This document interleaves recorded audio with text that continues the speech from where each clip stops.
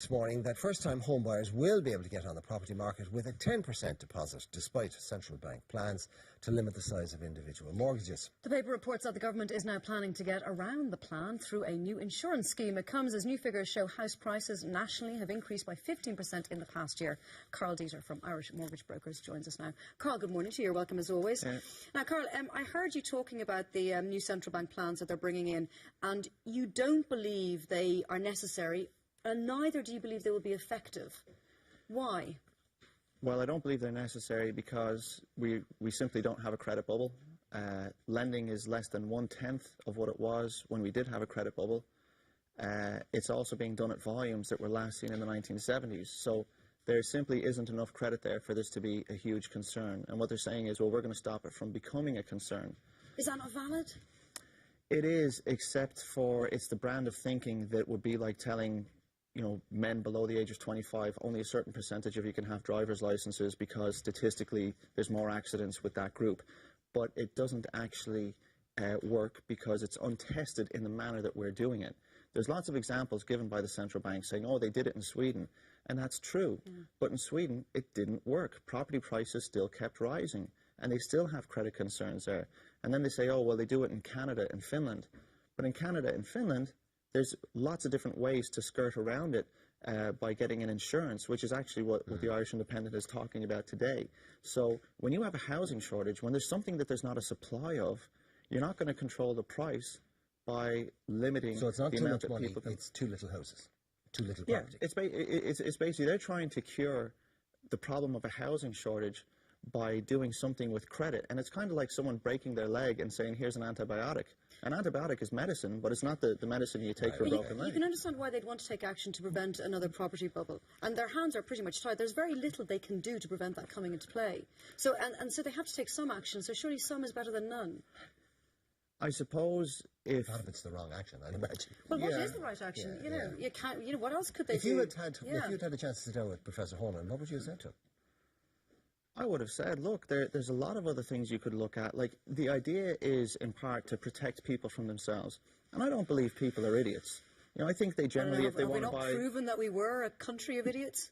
Well, there's bad decisions made, but by and large, I don't accept that people generally are idiots. So we would say, look, the things that caused arrears to build up were things like job loss, were various other issues. You can actually find ways to lower those risks because, for instance, when you take out a mortgage, you have to take out life insurance. Well, instead of taking out an insurance only if you die, you could take out an insurance that might pay your mortgage for, the first year of unemployment. And that actually would have helped a lot of people get over the hump and get back into the job market. The other thing is we're actually taking a very extreme example and treating it as if it's something normal. What happened in the build-up to the property crash was a once-in-a-generation thing. We've been having booms and busts for hundreds of years, and a lot of the research I'm involved in covers that activity right back to the 1700s. We had them before mortgages even existed. So there's better ways of dealing with it, and the thing is, we have to get costs down. If the government want to do something, make houses cheaper and make more houses. Okay, Carl, you saw the announcement yesterday from the Taoiseach saying, what we're going to do is 20% is too high. I mean, Joan Burton and Alan Kelly have come out and said that already.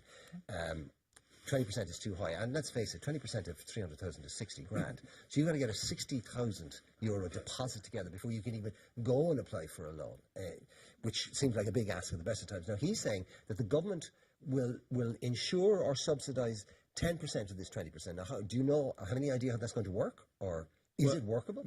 Basically, what's happening now, there's a bit of an impasse between the government and the central bank, and I think we're going to end up, in a way, with the worst of both worlds, because the government shouldn't meddle and the central bank shouldn't bring this rule in. The central bank are saying, we're going to bring this rule in, and the government are responding by saying, we're now going to intervene as well. If they both stayed out of it, we would have prudent lending, because we're actually doing responsible lending right now. The lending is good. It's being done with very decent margins, with good criteria. People are able to get loans. They should stay out of it. But what the government are talking about is bringing in a mortgage indemnity guarantee type insurance. Now, we already had these in the past, and it's because we stopped using them in the early 2000s that we had so many problems. Because the reason that they stopped using them is people used to have to pay for them, and they didn't like paying for them, and then they felt, look, property prices will go up forever, so we'll stop using them because we're going to be safe. That was shown to be a mistake. We should maybe bring them back in, But the government, in terms of offering a guarantee for people to buy a private house, that again, that's politics trying to respond in the only way that politics can to rules that the central bank are bringing in that only the central bank can do. Like, there's nobody watching the watchmen. The central bank should just really back down and not have bad rules. Although the announcement by the government does bring some good news to first-time buyers who were looking at those rules the central bank are going to impose, thinking, geez, I'll never be able to afford a house. It is good news in some way, even though you're saying they should both stay out of it. They're not going to stay out of it, are they? So, you know, it's slightly better now for first-time buyers than it was yesterday or the day before. I'd argue that's not the case, because this insurance will come at a cost. And banks will also probably, like, if you think about it, if the central bank wins and their rule goes through and this insurance scheme doesn't exist, then anyone who gets a higher loan amount, the banks are naturally going to push up the price on that, and they're going to cherry pick, and they're only going to go after the best people, which means that the people who are well off will be even more well off, and it'll create a class divide. Aspect to this Yeah, too. we don't need more class division in this country. No, Well, we don't. that's an opinion. Yeah. I'm not speaking factually there. The thing is, if the government come through and they do find a way to skirt around it, you're going to have to pay more because this insurance doesn't come for free. But if we just stuck to responsible lending like we're doing already, none of this will be a problem. You make it sound so simple, Carl. Go in and sort them out. It's amazing how adding a little